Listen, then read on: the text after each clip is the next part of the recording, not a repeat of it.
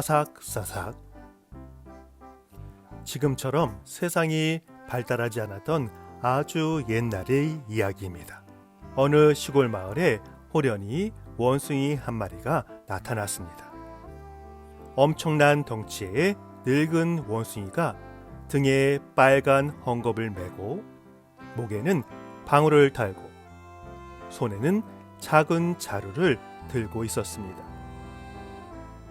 마을 공터에서 놀던 아이들은 그 요상한 원숭이를 발견하고는 소란을 떨었습니다.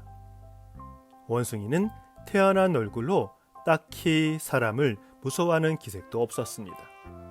오히려 웅성성 소란을 떠는 아이들을 이끌고 곡식 창고가 있는 커다란 집 앞으로 찾아갔습니다. 그러고는 마당 한가운데에 멈추더니 목에 걸린 방울을 딸랑딸랑 울리며 뒷발로 일어서서 우스꽝스러운 춤을 추기 시작했습니다. 호기심이 가득한 아이들은 원숭이 주위를 에워싸고 가만히 춤을 바라보았습니다. 드디어 춤이 끝나자 다들 정신없이 손뼉을 치며 좋아했습니다. 원숭이는 다시 다른 춤도 추었습니다. 그러자 집안에 있던 사람들이 바깥 마당의 요란한 소리를 이상하게 여겨 나와 보았습니다. 그랬더니 많은 아이들 한가운데에 빨간 헝겊을 메고 방울을 단 커다란 원숭이가 이상한 춤을 추고 있었습니다. 이상한 원숭이구나. 누구네 원숭이니? 집주인이 물었습니다. 하지만 아이들도 어디에서 온 원숭이인지 전혀 몰랐습니다. 잠시 후 원숭이 춤이 끝났습니다. 그러더니 자루에서 쌀을 한 줌 움켜쥐고는 다른 손으로 쌀을 가리키며 연신 머리를 숙이며 고갯짓을 합니다. 쌀을 달라는 모양입니다. 집주인은 그것을 알아차리고는 쌀을 조금 가져다 주었습니다. 원숭이는 자루를 벌려 쌀을 받고는 몇 번이고 고맙다는 듯 인사를 했습니다. 그러고 나서 다른 집을 찾아갔습니다. 아이들도 재미있어하며 뒤따라갔습니다. 그 집에서도 원숭이는 춤을 추고 쌀을 얻었습니다. 그런 식으로 집을 몇 채 돌자 자루에 쌀이 가득 찼습니다. 원숭이는 그것을 안고 냅다 달리기 시작했습니다. 아이들이 뒤를 쫓아갔지만 원숭이 다리가 얼마나 잽싼지 순식간에 어디로 갔는지 보이지 않았습니다. 이상한 원숭이에 대한 소문이 순식간에 온 마을에 퍼졌습니다. 어디서 온 걸까? 무슨 일일까? 대체 뭐야? 이상한 일이군. 그렇지만 아무도 그 원숭이를 아는 사람이 없었습니다. 다음 날이 되자 다시 불쑥 원숭이가 찾아왔습니다. 역시 빨간 헝겊과 방울을 달고 작은 자루를 들고 있었습니다. 마을의 한 집 앞에서 춤을 추었습니다. 그런데 이번에는 자루에서 야채 쪼가리를 꺼내어 보이며 그것을 달라고 합니다. 마을 사람들은 전날 이야기를 들어서 잘 알고 있었습니다. 그래서 무며 우엉이며 감자 같은 여러 가지 야채를 주었습니다. 원숭이는 그것들을 자루 가득 받아 모으더니 다시 어딘가로 쏜살같이 달려갔습니다. 그렇게 해서 온 마을 사람들이 원숭이 이야기를 알게 되었습니다. 그렇지만 여전히 원숭이 정체를 아는 사람은 없었습니다. 그런데 원숭이를 얼핏 보았다는 마을 노인 한 사람이 이런 이야기를 했습니다. 그건 원숭이 할아버지를 따라다니던 원숭이가 아니겠어? 그 말을 들은 다른 노인들도 말했습니다. 그렇지! 원숭이 할아버지의 원숭이가 틀림없어! 그렇게 해서 그 원숭이가 원숭이 할아버지의 원숭이일 거라는 결론이 났습니다. 하지만 마을의 젊은 사람들은 원숭이 할아버지를 몰랐습니다. 그래서 노인들이 자세하게 이야기해 주었습니다. 원숭이 할아버지는 10년에 한 번씩 시골 마을에 찾아오는 원숭이 조련사 할아버지였습니다. 긴 머리카락과 가슴까지 내려온 수염은 옛날부터 새하얗고 해에 그을린 이마에는 굵은 주름이 패여 있었습니다.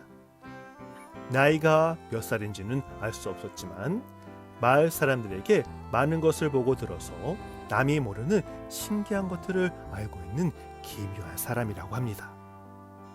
그리고 할아버지가 데리고 있는 무척 나이가 많은 커다란 원숭이는 늘 등에 빨간 헝겊을 메고 이에 방울을 달았으며 할아버지 말은 뭐든 알아들어서 할아버지와 친구처럼 나란히 다닌다고 합니다.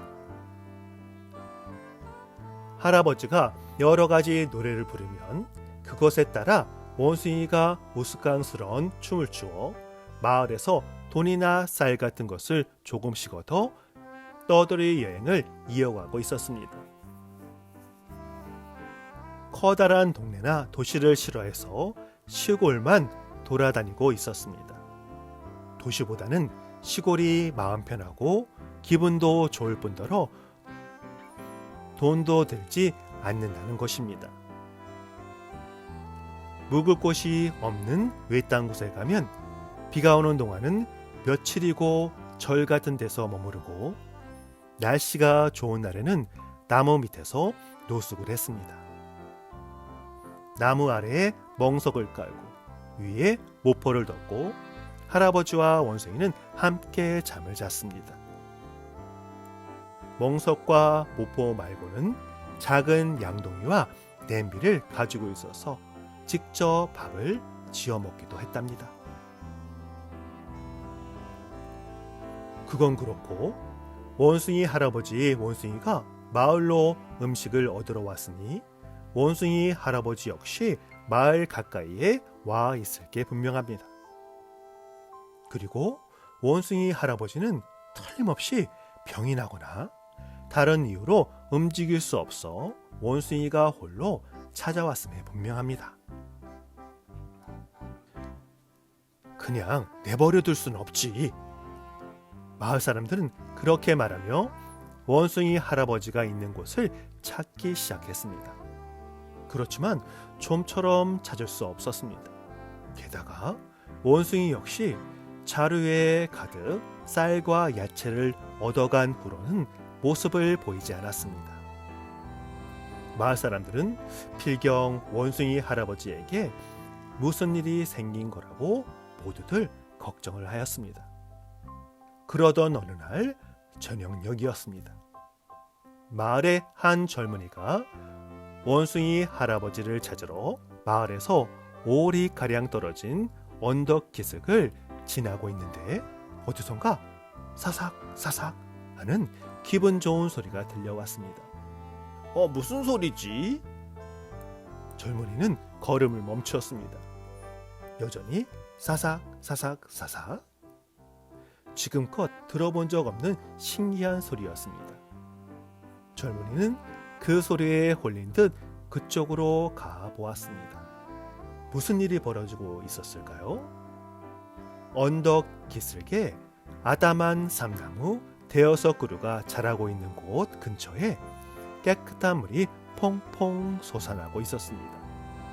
그 옆에서 빨간 헝겊과 방울을 단 커다란 원숭이가 양동이 안의 쌀을 부지런히 씻고 있었습니다.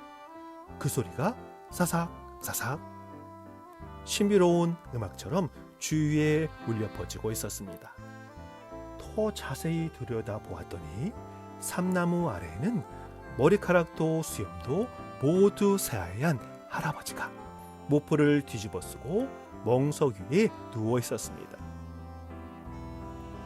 젊은이는 넋이 나간 것처럼 바라보다가 정신을 차리고 보니 다름 아닌 마을 노인들로부터 들은 원숭이 할아버지와 원숭이가 분명했습니다. 그래, 맞아. 젊은이는 너무 기쁜 나머지 할아버지에게 달려갔습니다. 원숭이 할아버지 아니세요? 할아버지는 싱긋 웃으며 젊은이를 맞았습니다. 기어이 들켰군. 우리 원숭이 녀석이 당신 마을에 큰 신세를 진 것 같은데.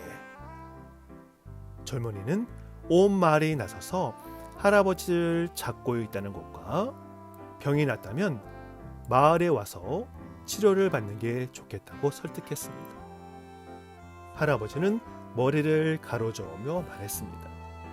아니야. 더 이상 마을 사람들에게 폐를 끼치면 죄송하지. 게다가 여기서 이렇게 누워있는 편이 내겐 더욱 편안한걸. 어쨌거나 저 샘물을 좀 마셔보게. 젊은이는 아무 생각 없이 샘물 한 모금을 떠서 마셔보더니 깜짝 놀라 눈을 휘둥그레 떴습니다. 맛이 있고 없어서가 아닙니다. 벌꿀과 사탕 그리고 눈을 섞어 놓은 것 같은 끝내주는 맛이었습니다. 내가 여기에 거의 다다랐을 때 갑자기 병이 나서 꼼짝도 못하게 되었다네. 그래서 삼나무 아래에서 누웠는데 너무 목이 말라 원숭이 녀석에 불을 먹고 싶다고 했더니 원숭이 녀석이 정신없이 여기를 파기 시작하더군. 뭘 하나 했더니 판 구멍에서 이렇게 맛있는 물이 솟아났다네. 내 지혜보다 나아서 무척 감탄했지. 이 물을 마시고 어느 정도 몸은 좋아졌는데 이번엔 살이 떨어졌지 뭔가. 그래서 원숭이 녀석을 홀로 당신네 마을에 보내어 쌀과 야채를 얻어오게 했지. 덕분에 살았어. 이제 내 병도 어느 정도 나았으니 걱정해 주지 않아도 괜찮다네. 마을 사람들에게도 그렇게 전해주게. 젊은이는 할아버지의 마음을 움직일 도리가 없음을 깨닫고 마을로 돌아갔습니다. 돌아갈 때 보니 원숭이가 이미 쌀을 다 씻어 냄비에 넣고는 부를 때 밥을 짓고 있었습니다. 젊은이를 보며 아주 진지한 얼굴로 인사를 했습니다. 젊은이가 원숭이 할아버지를 만난 이야기를 했더니 마을 사람들은 무슨 까닭에선지 매우 감동했습니다. 그리고 다음날 아침이 되자 마을 사람들은 걱정 반 호기심 반으로 쌀이며 야채며 이불 같은 것은 물론이고 병에 잘 듣는다는 두견새의 구이나 뱀장어 간 같은 것을 저마다 들고 병문 안을 갔습니다. 그리고 샘물을 한 잔씩 마시고는 그 맛에 놀랐습니다. 저녁녘에 간 사람들은 사삭사삭 하는 원숭이 쌀 씻는 아름다운 소리에 놀랐습니다.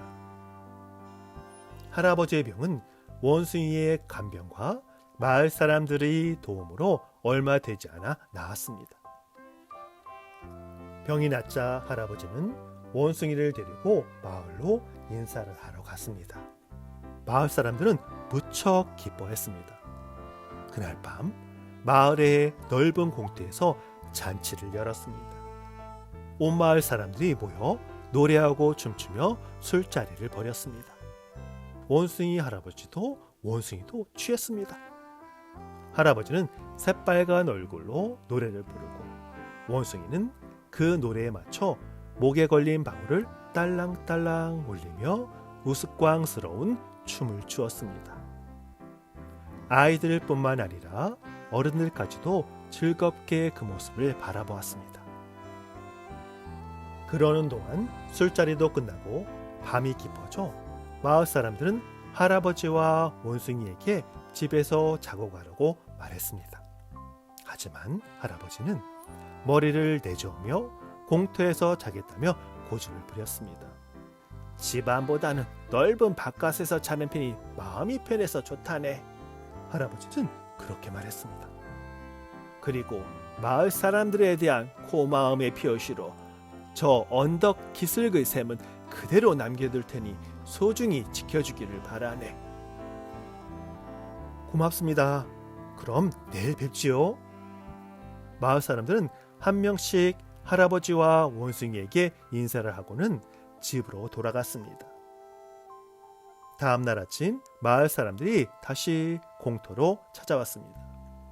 그런데 할아버지와 원숭이의 모습은 아무데도 없었습니다.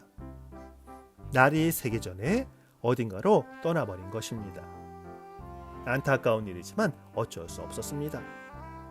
마을 사람들은 혹시나 하는 마음으로 언덕 기슭으로 가보았습니다. 거기에는 원숭이 할아버지의 말대로 맑고 차가운 물이 퐁퐁 솟아나고 있었습니다. 그 물은 벌꿀과 사탕 그리고 눈을 섞은 것처럼 뭐라 말로는 나타낼 수 없는 좋은 맛이었습니다. 그 후 마을 사람들은 일부러 그 물을 들어가거나 들판에 나갔다가 돌아오는 길에 마시러 가거나 했습니다. 맛있는 샘물은 늘 퐁퐁 솟았습니다. 조용한 날 저녁녘이면 사삭사삭 하고 어디선지 모르게 아름다운 소리가 그 가까이에서 들렸다고 합니다.